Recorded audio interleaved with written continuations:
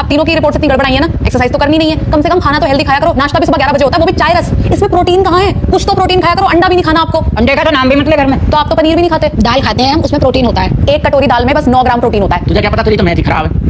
आप लोगों को तो ठीक बात भी समझाओ ना, तो भी आप मजाक उड़ाते हो। अरे प्रोटीन के कितने फायदे होते हैं, आप फिट रहोगे, हड्डियां मजबूत रहेंगी, बाल अच्छे होंगे, स्किन अच्छी होगी। ये जो सारी रिपोर्ट गड़बड़ आई है ना, सब ठीक हो जाएंगी। खाना शुरू तो करो। तू ये बता कर दिमाग खाने से भी प्रोटीन मिलता है? नहीं तो फिर तू क्यों खा रही है हमारा?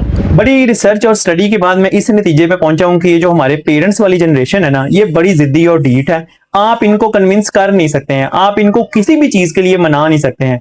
आप बेशक सारी दुनिया को एजुकेट कर लें, इंस्पायर कर लें, मोटिवेट कर लें, बट ये पेरेंट्स को नहीं आप मना सकते किसी भी चीज के लिए। अब उनके पास एक ही लॉजिकल जवाब होता है, जी हमारे बाप दादा परदादा ने ये काम किया तो हम भी यही करेंगे, हम आपकी बात क्यों माने। अब हमारी रेपुटेशन अपने पेरेंट्स की नजर में पता क्या होती है कि हम एटलीस्ट हैं तो उन्हीं की गंदी औलाद। तो वो कहते हैं कि जी हम जो चीज हमें नहीं पता है वो आप लोगों को कैसे पता है और हम आपकी बात क्यों माने, हालांकि हम उनके बच्चे हैं। तो वो कहते हैं जी आप हमारी बात माने। वो तो अपनी ईगो पे ये बात ले जाते हैं। जब बच्चे उनको कुछ समझाने की कोशिश करते हैं, कुछ बताने की कोशिश करते हैं ना, तो वो तो आगे से सीधे हो जाते हैं कि भाई नहीं, आपको तो पता ही कुछ नहीं है, जो पता है वो हमें पता है। हमारे बाप दादा परदादा को पता था, वो उनसे हमें मिला है, तो हम जो कह रहे हैं उस चीज में लॉजिकल है, वही चीज एविडेंस बेस्ड भी है और वही रियलिटी भी है। तो इसलिए मेरा मशवरा यही है कि इनसे ना उलझे, ये जो करते हैं इनको करने दें।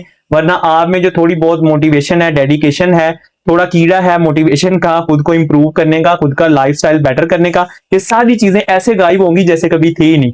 तो अपने खुद पे फोकस करें, अपनी हेल्थ एंड फिटनेस पे। मे भी इनको अल्लाह ताला की तरफ से हिदायत मिल जाए तो ये खुद ही जो है राय रास्ते पे आ जाए, वरना आपकी मोटिवेट करने से या कहने से कुछ नहीं होने वाला।